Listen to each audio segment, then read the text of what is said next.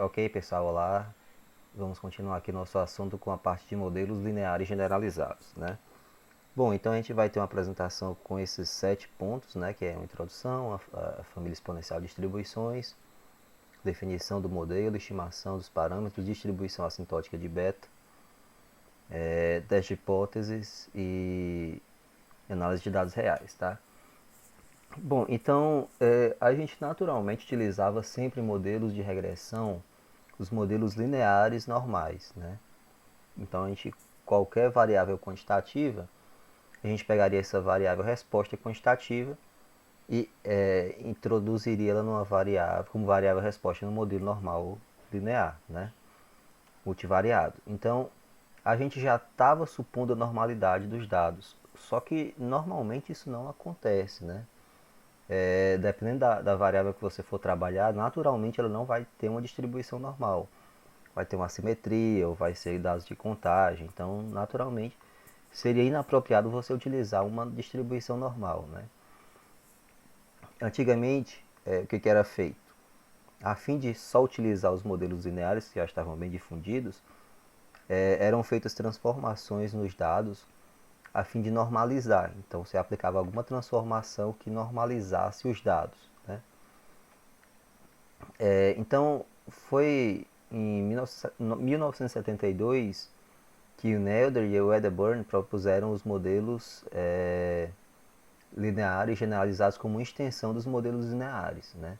Então a ideia era abrir o leque de distribuições da variável resposta e excluir a necessidade de transformações, né? Para isso, eles propuseram os MLGs, né? Propuseram o MLG para a família exponencial de distribuições, né? Então a família exponencial tem esse formato, ó, f de x dado θ, né? h de x vezes exponencial de eta de θ, t de x menos b de beta, né? Então as funções assumem valores em subconjuntos reais e o suporte é independente de parâmetros desconhecidos, né? Então é só para dar uma ideia da família exponencial de distribuições, tá? Se eu tenho uma família exponencial de distribuições, com base nessas funções, eu consigo estimar a esperança e a variância de x, com base na função b de beta. De que modo? A esperança é a primeira derivada e a variância é a segunda derivada, tá? Então, além de você ter essa restrição da família exponencial, ainda assim se abria bastante o leque de distribuições, né, para o modelo linear generalizado. Então, são aceitas somente distribuições com as funções nessa forma canônica. O eta de θ igual a θ e o t de x igual a x, é o que a gente chama de forma canônica. Então, são chamadas da família exponencial linear, né? Ou seja, elas vão acabar sendo uma forma geral f de x θφ. Então ficaria exponencial de φ menos 1 θx menos b de beta mais c de x φ. Né? Então a gente acaba aqui restringindo, né, o MLG com essas formas canônicas para essas duas funções aqui da família de distribuição exponencial. Tá? Então aqui eu tenho alguns exemplos de distribuições conhecidas da família exponencial. A normal, eu tenho aqui ó, o φ igual a sigma 2, a função b de beta vai ser o θ2 sobre 2, e aqui o c de y dado φ vai ser isso aqui, ó, menos meio de y2 sobre 2 mais log, né, de π de sigma 2, né? Quando aplico o logaritmo. Aí aqui eu tenho a Poisson, a binomial, tá? É binomial negativa, gama e normal inversa, tá? Então aqui eu tenho várias funções na distribuição na família exponencial que eu consigo aplicar tranquilamente os modelos lineares generalizados com base somente nas funções canônicas, ok? Então agora vamos para a definição, tá, de um MLG. Então ele vai ser formado por três componentes. O primeiro não é diferente para a gente, né? Que é essa chamada de componente aleatória, que é o y1, é o vetor de variável resposta, né? Grupo de variáveis aleatórias independentes, tá? Pertencem à mesma distribuição e são derivados da família exponencial, claro. Componente sistemático, formado pelas variáveis explicativas e entrada na forma de adição linear. Então aqui eu tenho somatório, né, para k de 1 até p número de variáveis de x e k vezes beta j, né? Vou chamar aqui de eta de i, tá? Vai ser dado matricialmente por eta, né, igual a x beta, né, matricial que a gente vai considerar em negrito. Então tem aqui o de beta vai ser o vetor de parâmetros de regressão, eta o vetor de parâmetros de preditores lineares e o x matriz de especificação do modelo, tá? Então a gente vai ter a terceira aqui, que é uma grande diferença dos modelos lineares, eta igual a g de μi, que é uma função de ligação, né? Então essa função ela tem que ser monótona e diferenciável. E aqui, ó, é uma grande diferença, porque lá a gente já tinha direto o μi, né? Como a predição do modelo. Aqui não, eu já tenho uma função que traduz essa informação, a gente chama de eta igual a g de μi, tá? Então aqui eu tenho alguns exemplos, ó. No modelo logístico, o eta vai ser o log de πi sobre 1 menos πi, tá? Lembrando que aqui eu vou utilizar a distribuição binomial com parâmetros np, né? Então no caso npi.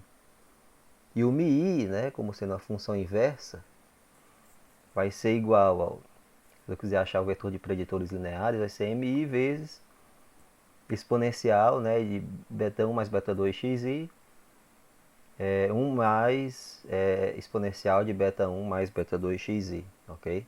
Considerando aqui apenas dois parâmetros. Aliás, dois parâmetros e uma variável explicativa. Então aqui, ó, algumas funções de ligação canônicas. Ó. A normal vai ser a identidade, né, que é a tradicional. Para Poisson vai ser o logaritmo. Para binomial vai ser a logística, né? Para gama vai ser a inversa ou recíproca, 1 sobre μ, e para normal inversa é a inversa ao quadrado, tá? Então aqui são as funções assim de ligação canônica, ou seja, sempre o default, né? Se você tiver na Poisson, você usa log, se tiver na binomial, usa essa daqui. Então default são essas. Se quiser mudar, pode mudar? Pode. Em alguns casos pode dar erro, né? Por exemplo, você ter zeros no modelo, aí quando aplicar a inversa, você pode gerar warnings no programa, né? Bom, então caso de MLG, dados de contagem, né? Aí você usa uma distribuição Poisson, por exemplo. Teste de vida pode ser uma distribuição exponencial. Modelos log lineares para análise de contagens em tabela de contingência, distribuição Poisson e multinomial e por aí vai. Então, como é que funciona a estimação desses parâmetros? Então, eu vou ter aqui os parâmetros, né? Beta I, beta 1 até beta P. Então, no método de verossimilhança clássico, a gente vai calcular da seguinte forma. Pega L beta, né? Igual a L de beta Y, que é a função de log verossimilhança. Então, vai ser 1 sobre φ. Então, aqui a gente já vai utilizar como são todos da família exponencial, a gente já utiliza aquelas funções lá, né? Da família exponencial. 1 sobre φ vezes somatório, né, de y e θi menos b de θi mais somatório de c de y e φ. Então o θi vai ser o q de μi, μi vai ser a inversa, né, da função de ligação, e eta vai ser esse somatório aqui, o somatório do produto de xi vezes beta i, tá? Então, o résimo elemento do vetor escolhe vai ser o seguinte, ó, o R igual a d de L beta sobre, em relação a beta R, né? Então, aqui eu vou derivar a log verossimilhança em relação a beta R. Então, vou ter o somatório para I de 1 até N, né? Que é o número de elementos da minha verossimilhança. Aí, ó, deriva em relação a... Aqui é só uma derivação, né, em regra da cadeia, né? L de θi, depois θi em relação a mi, π em relação a eta e depois volta em relação o eta em relação ao beta, né? L de betazinho, esse L de beta vai ser logo verossimilhança e beta R vai ser derivado em relação ao résimo parâmetro, tá? Então aqui é só uma expressão. Obviamente, não precisa fazer isso aqui, é só uma para deixar bem claro que você tem uma verossimilhança, depois em relação ao parâmetro geral, depois em relação ao preditor linear, função de ligação, e aí sim você vai ter o beta R, né? A ideia de regra da cadeia. Então aqui, ó, θi vai ser igual a integral de v menos 1, a inversa de vi em relação a mi, que é igual a qmi. O mi vai ser essa inversa, está aqui, né, o vetor de parâmetros. Então a gente vai poder reescrever o r da seguinte forma. 1 sobre φ, somatório de y menos mi, vezes 1 sobre v, vezes a derivada de mi em relação a eta, vezes xi, tá? Para r de 1 até p. Então, depois dessa quantidade, a gente iguala tudo isso aqui igual a zero e vai ter um sistema não linear, né? Então, eu vou igualar para achar o vetor de parâmetros aqui em relação... É o método tradicional de verossimilhança, né? Deriva em relação ao parâmetro igual a zero. E esse sistema é complexo, né? Então, a gente precisa aplicar um método iterativo. Então, mais conhecido é o de Newton-Raphson. Então, a gente vai ter essa ideia aqui de Newton-Raphson, que é a ideia geral. E aqui é aplicar diretamente ao vetor de parâmetros, né? Então, beta é m mais 1 igual a beta m, né? Ou seja, o beta no passo m mais 1 vai ser o anterior mais a inversa de j vezes o m, ok? Então, a gente vai permutar essa matriz de informação observada j pela matriz de informação esperada k, né? Substituindo, e os parâmetros beta e φ são ortogonais. Então, lembrando lá de parte de matrizes que eles são considerados ortogonais, né? Como se eles fossem independentes entre si. Beta vezes beta transposto igual a zero, né? Eles são independentes entre si, em resumo, né? Então, ó, aí a gente vai ter aqui ó, a esperança da segunda derivada, né, da log-verossimilhança em relação ao beta e em relação ao φ igual a zero. A gente vai derivar isso aqui em relação a φ igual a zero, a gente vai ter isso aqui. Ou seja, a gente tem a primeira derivada em relação ao vetor de parâmetros beta em relação ao segundo vetor de parâmetros, que geralmente está associado à variância, o φ, né? Então vai ser a mesma ideia, só que associada agora ao φ. A gente vai ter isso aqui, né? D de y dado mi, chapéu, aí substitui tudo isso aqui, né? Que vem da família exponencial. E assintoticamente, né? Aí lá vamos nós, né? Φ chapéu vai ser igual a 1 mais raiz de 1 menos 2 vezes d sobre 3 sobre 2 vezes d, tá? Então a gente usa a informação de Fischer, né? Tem esperança de U de beta igual a zero. E em resumo a gente vai ter isso aqui, ó. O φ é menos 1 de x t wx, que aproxima pelo teorema da distribuição normal, ou pelo teorema do limite central para a distribuição normal, né? Com a média zero e variância k, ok? Que é justamente a informação de Fischer, né? Que é a ideia de expressão da dispersão do conjunto de vetor de parâmetros, né? E a estatística score vai ser aproximadamente Q quadrado com P graus de liberdade. Então a gente expande, né? Existe uma expansão da série multivariada de Taylor para o vetor score de U de beta em relação a beta. Até termos a primeira ordem, trocando a matriz de derivados parciais pela segunda ordem por menos K, né? Então, tem aqui, ó, U de beta vai ser igual a própria U de beta, né? Menos K vezes a diferença de beta chapéu menos beta, ok? Então, a gente pega uma solução desse sistema, igualando U de beta zero igual a zero. Que a gente vai ter que a covariância, né, de beta chapéu, pela própria definição, é isso aqui, em termos matriciais. Aí usa a informação de Fischer, K menos 1 vezes K menos 1, né? Obviamente fica só a matriz de informação inversa, né? Então aqui a gente vai ter, ó, isso aqui, o vetor de parâmetros, vezes K, é uma forma quadrática que já se traduz em uma distribuição aqui quadrada. Como isso aqui já se traduz em uma distribuição aqui quadrada, então o beta, pela definição, vai seguir uma normal P variada com o vetor de parâmetros beta, né? E aqui é a inversa da informação de Fischer, ok? Isso é a distribuição assintótica. Depois da distribuição assintótica, a gente pode fazer os testes de hipótese, né? Então, o parâmetro vai ser a mesma ideia, né, de um vetor de uma regressão linear normal. Eu vou ter H0 igual a um beta zero qualquer, contra diferente de um beta zero qualquer. Lembrando que, né,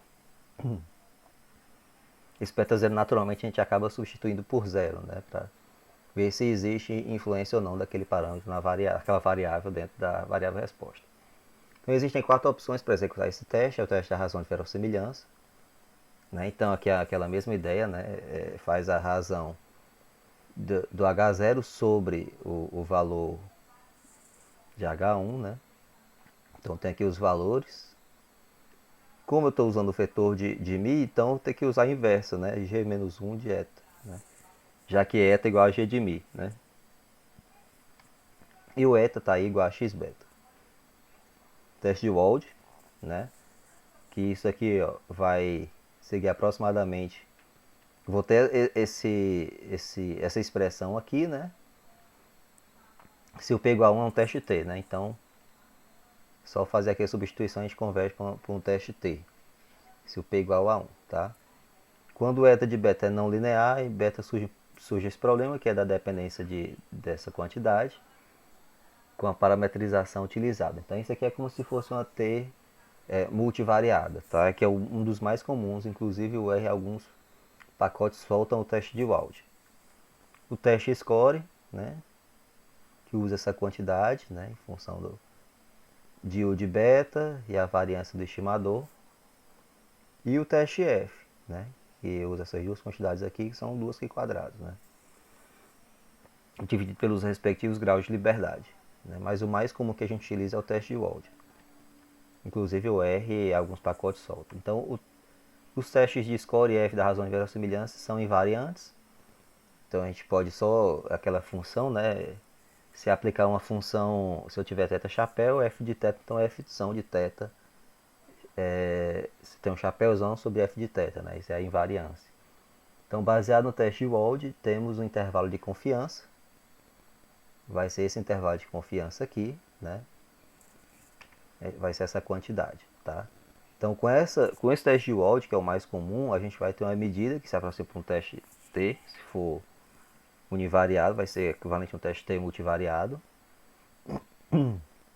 Então aqui a gente vai ter essa medida de estatística, com essa distribuição assintótica a gente consegue obter tanto o teste de Wald quanto tanto o teste de hipótese quanto o intervalo de confiança, tá? Então aqui um exemplo bem simples, né, para aplicação no R. Então aqui eu tenho importações brasileiras em milhões de dólares, taxa de câmbio, perdão, TCI e renda nacional, né? Então aqui eu no período de 1980 a 1998 por trimestre.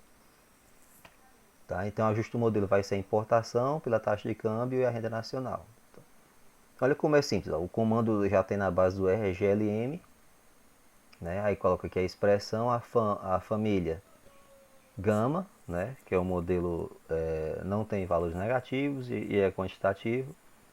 E a função família de ligação aqui é a função de ligação inversa, né? Que é a função canônica da distribuição gama.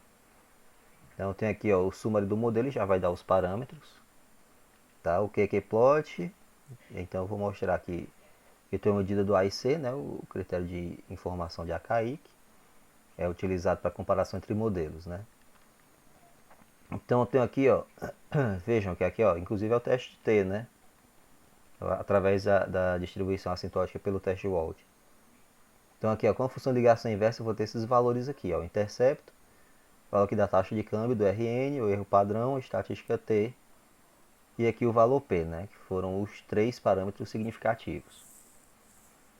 Então aqui eu tenho o resumo do ajuste do modelo gama com 3 funções de ligação, né? A identidade, a logarítmica e a inversa, que é a tradicional, né? Então aqui eu tenho um critério de Akaic, né? O menor, no caso aqui, foi o da função de ligação inversa.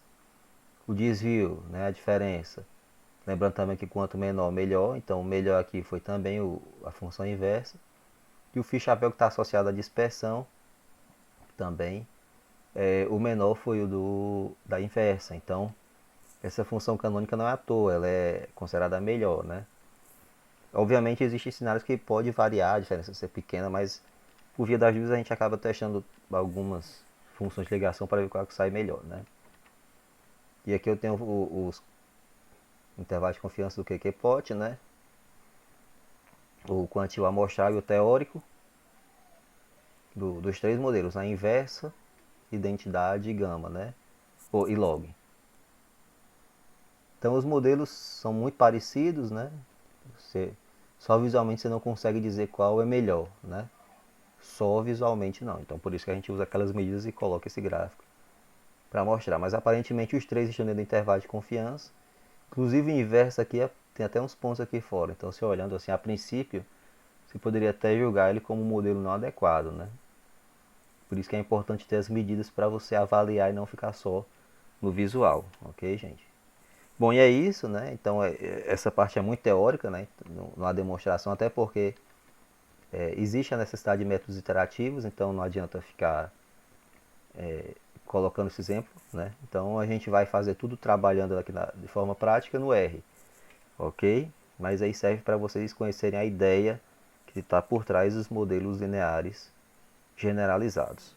Ok, gente? Aí a próxima parte vai ser de regressão logística e de regressão Poisson, que são casos particulares do MLG. Então fica mais fácil, né, de continuar. Beleza, gente?